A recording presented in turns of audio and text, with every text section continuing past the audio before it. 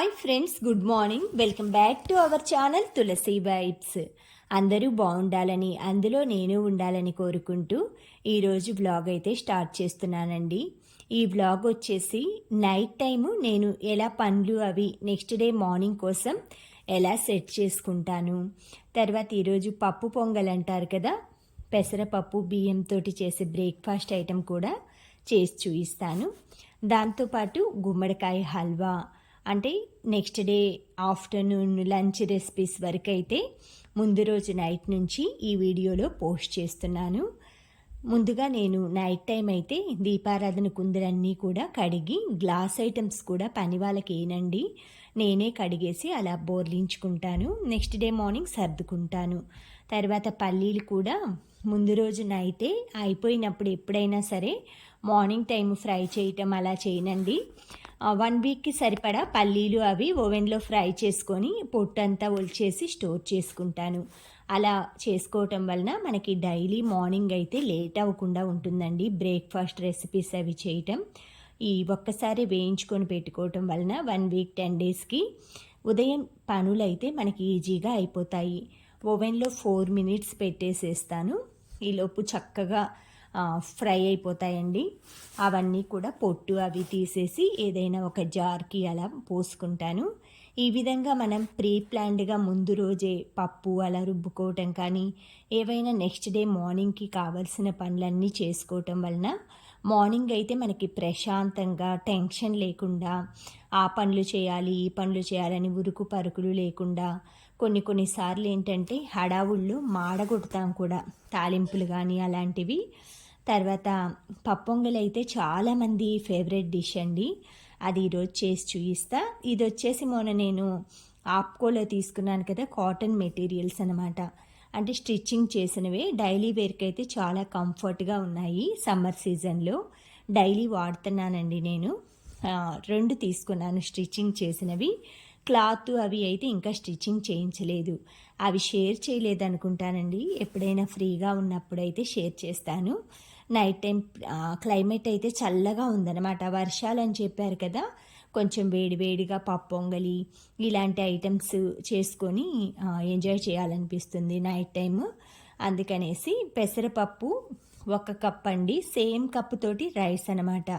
ఇలా ఈక్వల్ క్వాంటిటీలో తీసుకొని వాటర్లో ఒక ½ అన్ అవర్ పాటు నానబెట్టుకుంటానమాట. ఈ పప్పొంగలి చాలా బాగుంటుందండి. ప్రసాదంగా చేసుకోవచ్చు, మనం బ్రేక్ఫాస్ట్గా చేసుకోవచ్చు, లంచ్గా చేసుకోవచ్చు, డిన్నర్గా చేసుకోవచ్చు అనమాట. గ్యాస్ స్టవ్కి వచ్చేసి నేను కింద మొత్తం అయితే పెయింటింగ్ చేసుకున్నానండి. దీనికి వచ్చేసి నేను ఎవ్రీ ఇయర్ కూడా చేసుకుంటాను పెయింటింగ్. నాకేంటంటే చాక్ పీస్తో వేద్దామా డైలీ లేదా పెయింటింగ్ చేసుకుందామా అన్న డైలమాలో అయితే అవి వదిలేశానండి. మీరు చూస్తూ ఉన్నారు కదా నా వీడియోస్. డైలీ ముగ్గు వేసుకోవటం చాక్ పీస్తో బాగుంటుందా, లేదు పెయింటింగ్ ఒకేసారి పెయింటింగ్ చేసుకోమంటారా అని సజెషన్ అయితే ఇవ్వండి.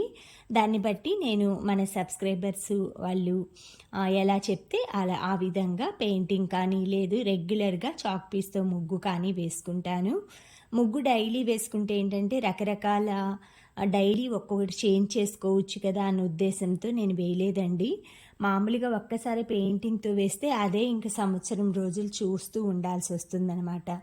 అందుకోసంగా గ్యాస్ స్టవ్ మీద అయితే డైలీ నేను వేసుకుందాం అనుకున్నా. తర్వాత దోశలు మనకి క్రిస్పీగా రావాలంటే అటుకులు ఒక 2-3 టేబుల్ స్పూన్స్ వేసామంటే మనం గ్రైండ్ వేసేటప్పుడు చాలా క్రిస్పీగా ఉంటాయి. తర్వాత ఈ స్ట్రైనర్లో వేసుకొని మనం ఇందులో వేసుకోవటం వలన అది గ్రైండర్లో ఆ పప్పు అనేది ఈజీగా మనం వేసుకోగలమన్నమాట. అక్కడే ఆ గిన్నెతో తోడుకొని వేసుకోవటం కొంచెం కష్టంగా ఉంటుంది కదా వాటర్లో. అందుకని స్ట్రైనర్లో వేసుకొని గ్రైండర్ తిరిగేప్పుడు ఈజీగా వేసుకోవచ్చు. పల్లీలు కూడా మనం ఇలా పప్పు గుత్తితోటి వేడి మీదగా ఉన్నప్పుడు అలా మొత్తం అయితే నలిపేసామంటే చక్కగా దాని మీద పొట్టంతా వచ్చేస్తుందన్నమాట. తర్వాత అదంతా చెరిగేసుకొని ఏదైనా ఒక గాజు సీసాలో కానీ స్టీల్ డబ్బాలో కానీ స్టోర్ చేసుకుంటే మనకి డైలీ చట్నీలోకి పప్పు ఈజీగా ఉంటుంది. నైట్ టైం నేను అన్నీ కూడా ఇలాంటి పనులే చేసుకుంటానండి మార్నింగ్ కోసం. మార్నింగ్ టైం ఎలాగో బ్రేక్ఫాస్ట్లు, ఆఫ్టర్నూన్ లంచ్ కోసం వెజిటబుల్స్ కటింగ్స్, పూజ, ఇవన్నీ బట్టల పనులు, ఇంటి పనులు చాలా ఉంటాయి కదా. ఇల్లు కూడా నేను నైటే తుడిచేసుకుంటానండి. పూజ రూము అన్నీ మార్నింగ్ అయితే చిమ్ముకుంటాననమాట చీపురుతో. ఆ విధంగా చేసుకుంటే నాకు ఈజీగా ఉంటుందన్నమాట. మార్నింగ్ ప్రశాంతంగా ఎర్లీగా పూజ అది చేసుకోగలుగుతున్నాను. ఈ విధంగా పల్లీలైతే స్టోర్ చేసుకున్నానండి. పుట్నాలు అవి కూడా అయిపోయినవి, సరుకులు ఏవైనా అయిపోయినా కూడా ఈ టైంలోనే నేను ఫిల్ చేసుకుంటాను. వెజిటేబుల్స్, ఫ్రూట్స్ అయితే అయిపోయినాయండి. ప్రొవిజన్స్ అయితే ఉన్నాయి. ఇంకా మనకి మొన్నే తీసుకొచ్చాం కదా, ఒక 10 డేస్ బిఫోర్ తీసుకొచ్చాను.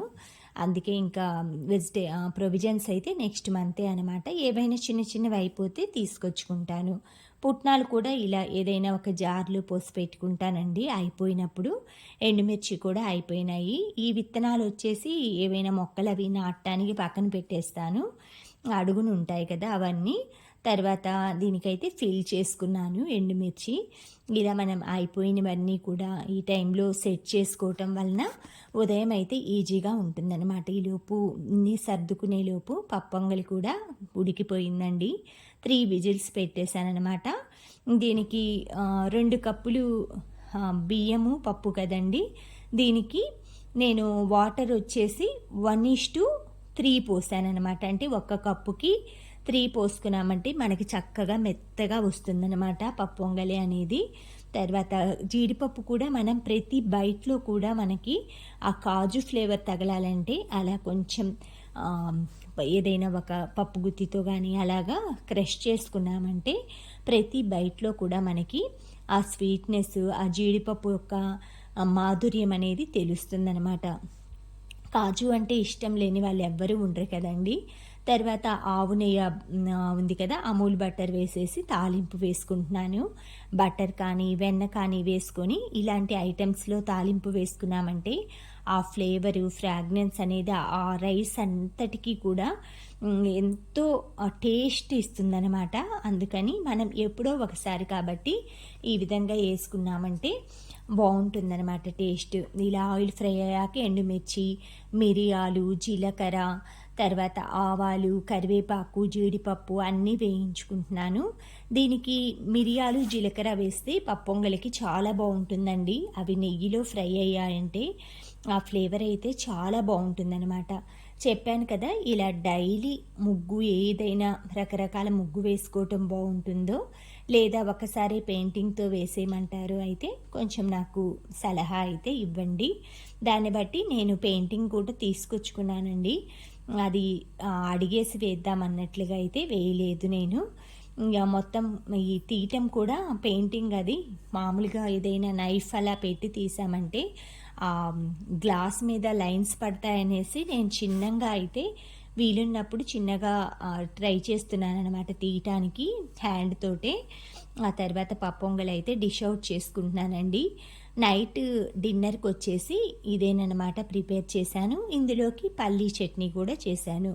ఎప్పుడైనా పప్పొంగల్లోకి పల్లీ చట్నీ కానీ వెజిటేబుల్ సాంబార్ కానీ చాలా బాగుంటుందండి. ట్రై చేయండి ఎప్పుడైనా. ఈ పప్పొంగలి అనేది చాలామందికి ఫేవరెట్ డిష్ అండ్ గుడుల్లో ప్రసాదంగా కూడా పెడతారు.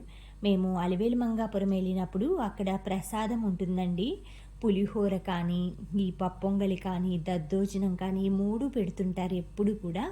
ఎంత టేస్ట్గా ఉంటుందో అంతసేపు క్యూ లైన్లో కూర్చొని క్యూ లైన్లో నించొని ఆ దర్శనం అయిపోగానే ఆ ప్రసాదం తిన్నాక సాటిస్ఫాక్షన్గా అనిపిస్తుందన్నమాట. అసలు ఎంత మంచిగా అనిపిస్తుందో. అందుకని చాలామంది అన్నదానానికి అలా మనీ పే చేస్తారనమాట. ఎందుకంటే మనం ఎంతో శ్రమ పడి భగవంతుడి దర్శనం అయ్యిందా కూడా ఏమీ తినకుండా ఎంతో ఆకలితో ఆవురావురమంటూ వచ్చేసి ఆకలిగా ఉన్న వాళ్ళ అన్నం పెట్టి వాళ్ళ ఆకలిని తీర్చడం అనేది నిజంగా గొప్ప అన్నదానం అండి. మామూలుగా ఎవరైనా సరే కడుపు నిండుగా ఉన్న వాళ్ళకి పెట్టింది అన్నదానం అనిపించుకోదనమాట. లేని వాళ్ళకి, బీద వాళ్ళకి పెట్టింది అన్నదానం.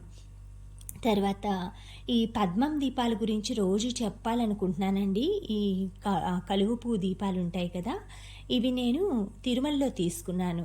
ఇవి దగ్గర దగ్గర నాకు 12, 13 గంటలు వస్తున్నాయండి. ఫుల్గా ఆయిల్ పోసేసి ఆ విధంగా ఒత్తి వేస్తే అది మీతో షేర్ చేసుకుందాము, ఎవరైనా తెప్పించుకుంటారని షేర్ చేశాను. నెక్స్ట్ డే మార్నింగ్ అనమాట ఇది. నేను నా ఎక్సర్సైజ్ అంతా కంప్లీట్ అయ్యి రాగానే మా హస్బెండ్ అయితే టీ అడిగారండి. ఆయనకి టీ ఇచ్చేసి నేను కొంచెం గ్రీన్ టీ తాగుతున్నాను. ఒక 2 డేస్ నుంచి క్లైమేట్ కొంచెం చేంజ్ అయింది కదా!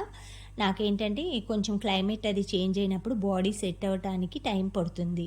ఉదయాన్నే టీ, కాఫీ ఇలాంటివి తాగితే తుమ్ములు అలా వస్తుంటాయన్నమాట. అందుకనేసి నేను గ్రీన్ టీ తాగుతున్నా. ఆ తర్వాత మా ఫ్రెండ్ అయితే గుమ్మడికాయ పంపించిందండి. దాన్నైతే ఈరోజు హల్వా, నెక్స్ట్ డే దప్పలం అలా చేసుకుందామనేసి పెద్ద సైజ్ అనమాట. గుమ్మడికాయ ఎప్పుడైనా సరే మనకి హార్డ్‌గా ఉంటుంది. ఆ తొక్కు తీయాలన్నా కూడా చాలా కష్టంగా అనిపిస్తుందనమాట. అందుకనేసి కొంచెం పొదునున్న నైఫ్ తీసేసుకొని చిన్నగా చిన్న చిన్న ముక్కలుగా కట్ చేసుకొని ఈ విధంగా తీసుకోవటం వలన ఈజీగా తీయగలమనమాట.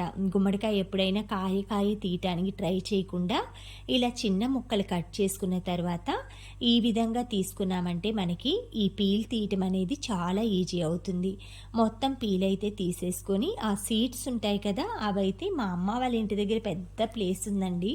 అమ్మకి తినే గుమ్మడికాయ, బూడిద గుమ్మడికాయ ఇవన్నీ విత్తనాలైతే నేను ఎప్పుడైనా సరే కలెక్ట్ చేసేసి ఇస్తాను. అమ్మ మాకు ఇంటి దగ్గర ప్లేస్ ఉందని చెప్పాను కదా, అక్కడ వేస్తుందనమాట. చాలామంది అయితే మాకు పల్లెటూరులో గుమ్మడికాయలు అవి కొనరండి.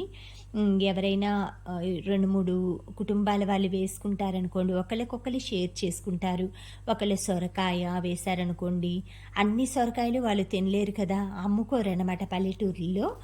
ఒకళ్ళకొకళ్ళు తెలిసిన వాళ్ళకి అలాగా షేర్ చేస్తూ ఉంటారు. కాకరకాయ కానీ, పొట్లకాయ కానీ ఏవైనా అలాగేనండి. రోజు అయితే అదే కర్రీస్ అవే తినం కాబట్టి మనం వేసిన చెట్టు 10 మందికి ఉపయోగపడితే అంతకంటే ఇంకా పెద్ద విషయం ఏం లేదు కదండి. ఈ విధంగా మొత్తం వెజిటేబుల్స్ అన్నీ కూడా నేను స్నానానికి వెళ్ళే ముందే కట్ చేసి పెట్టుకుంటాను. గుమ్మడికాయ కానీ, మ్యాంగో కానీ, ఈరోజు వచ్చేసి రా మ్యాంగో తోటి ఆమ్ పన్నా చేస్తున్నానండి. ఆమ్ అంటే హిందీలో మ్యాంగో అనమాట. పన్నా అంటే కట్టామిట్టా జ్యూస్ లాగా అనమాట. దీంట్లోకి ఏ పౌడర్ వేస్తారు, ఎలా చేస్తారనేది కూడా నేను ఈ వీడియోలో షేర్ చేస్తానండి.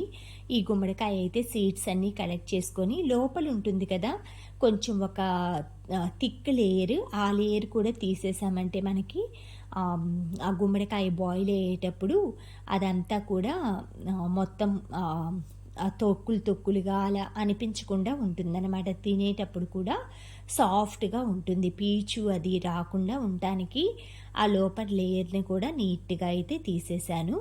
తర్వాత ఇవన్నీ కట్ చేసేసుకొని ఏదైనా ఒక బౌల్లో అది వేసేసుకొని హల్వాకైతే ప్రిపేర్ చేసుకుందామని చిన్న చిన్న పీసులు కట్ చేసుకుందాం అనుకుంటున్నానండి. ఈ విధంగా మనం అప్పుడప్పుడు గుమ్మడికాయలో చాలా మంచి విటమిన్స్ కానీ, అందులో మంచి పోషకాలు కానీ ఇలాంటివన్నీ ఉంటాయన్నమాట. గుమ్మడికాయలో B12 అనే విటమిన్ కూడా ఉంటుంది అనేసి విన్నానన్నమాట నేను. గుమ్మడి విత్తనాలు కూడా చాలామంది తీసుకుంటుంటారు హెల్త్కి మంచిదనేసి. ఇలా మనకి న్యాచురల్గా ఫ్రూట్ గుమ్మడికాయ దొరికినప్పుడు మీరు తీసుకొచ్చుకొని హల్వాలాగా, దప్పలంలాగా అలా చేసుకోండి. దప్పలం అది అయితే 1, 2 ముక్కలు తింటామండి. ఇలా హల్వాలా చేసుకుంటే మనం స్వీట్ లాగా ఎంజాయ్ చేయొచ్చు. అందరూ కూడా ఇష్టపడతారు. ఆ తర్వాత ఆ ముక్కలు అవన్నీ కట్ చేసేసుకొని మ్యాంగోకి అయితే పీల్ తీసుకుంటున్నానండి. ఇది వచ్చేసి ఆఫ్టర్నూన్ లంచ్లోకి పండు మామిడికాయ. దీన్ని కూడా ఇలా ముక్కలవి కట్ చేసేసుకొని ఏదైనా ఒక బాక్స్లో పెట్టేసేసుకుంటాను. ఇంకా మళ్ళీ మధ్యలో ఆఫ్టర్నూన్ లంచ్ టైంలో అది హడావుడి పడకుండా ముందుగానే మార్నింగే ప్రతిరోజు కూడా ఏదో ఒక ఫ్రూట్ అయితే కట్ చేసుకుంటానండి. మ్యాంగో సీజన్ కాబట్టి ప్రతిరోజు పెరుగన్నంలో అది మ్యాంగో తింటాం కాబట్టి మ్యాంగోస్ అయితే కట్ చేసి పెట్టుకుంటున్నాను. మ్యాంగోస్ అయితే చాలా కాస్ట్ ఉన్నాయండి. 1 కిలో వచ్చేసి 70 రూపీస్ అలా ఉన్నాయన్నమాట మార్కెట్లో. మీకు ఎలా ఉన్నాయో తెలియదు కానీ ఒక్క కాయ వస్తుందన్నమాట 1 కిలోకి. కొంచెం పెద్ద సైజు కాయ అయితే కొంచెం ఏంటంటే మనం ఈ సీజన్లో తీసుకోవచ్చు అనమాట. మ్యాంగోస్ ఎప్పుడైనా మీరు తీసుకొచ్చుకోగానే మీరు కట్ చేసుకొని తినే ముందు ఒక 1 అవర్ అయినా సరే వాటర్లో వేసుకోండి. వాటర్లో వేశాక తర్వాత పీల్ తీసేసుకొని కట్ చేసుకుంటే దానికి ఏవైనా పెస్టిసైడ్స్ అవి ఉంటే కూడా పోతాయి. ఆ వాటర్లో కూడా కొంచెం సాల్ట్ వేశారంటే చక్కగా దానికి ఉన్న కెమికల్ అనేది నీట్గా రిమూవ్ అవుతుందనమాట. చక్కగా ఈ విధంగా మ్యాంగో అయితే మొత్తం పీల్ తీసేసుకొని కట్ చేసుకుంటున్నానండి. నాకు వెజిటేబుల్స్ అవన్నీ కూడా స్నానం చేశాక అలా కట్ చేయటం ఫస్ట్ నుంచి కూడా అలవాట్లేదు. వంటకు కావాల్సినవన్నీ కటింగ్స్ అన్నీ రెడీ చేసేసుకొని ఆ పీల్స్ అవన్నీ పనావిడ కూడా వస్తుంది కదా, తనకన్నీ డస్ట్బిన్లో అవన్నీ చెత్త అవి వేసేసి నేను మిగతా పనులు చేసుకుంటానండి. ఈరోజు మందారాకు, పెరుగు, మెంతులు మిక్సీ వేసేసుకొని అది తలకి పెట్టుకుందాము, చాలా రోజులైందనమాట. అందుకని అవి వేసుకున్నాను. ఇది పేస్ట్ తయారు చేసే టయానికి పెద్ద వర్షం పడిందండి. అంటే అంత పెద్ద వర్షం పడుతుందనమాట. సమ్మర్ సీజన్‌లో వర్షం పడటం చాలా రోజుల తర్వాత ఫస్ట్ టైం చూస్తున్నాను. కానీ అన్ని పక్షులు కానీ, చెట్టులు కానీ చాలా హ్యాపీగా ఫీల్ అయినట్లు అనిపించిందనమాట. ఆ వర్షానికి పెద్ద పెద్ద పిడుగులు కూడా పడుతున్నాయండి. తర్వాత మామిడికాయ ముక్కలన్నీ ఒక బాక్స్‌లో అలా పెట్టుకున్నాను. మందారాకు కూడా రెడీ అయిపోయింది. తలకి పెట్టుకుంటాను. మిక్సీలోంచి తీసిన వెంటనే పెట్టుకున్నామంటే కొంచెం వేడిగా ఉంటుంది. అందుకే నేను ఒక 15 మినిట్స్ అలా రెస్ట్ ఇచ్చేసి ఈలోపు పచ్చడి కోసం పాలకూర, పచ్చిమిర్చి, పచ్చిశనగపప్పు, జీలకర్ర, ధనియాలు అయితే ఫ్రై చేసుకుంటున్నాను ఆయిల్‌లో. పాలకూర పచ్చడి చాలా బాగుంటుందండి. చాలామంది ఏంటంటే పాలకూరతో పప్పు, పాలక్ పన్నీర్ అలానే చేస్తారు. ఎప్పుడైనా పచ్చడి చేసి చూడండి. ఇందులో కొంచెం పచ్చి కొబ్బరి, పల్లీలు వేసుకుంటే ఇంకా టేస్ట్‌గా ఉంటుంది.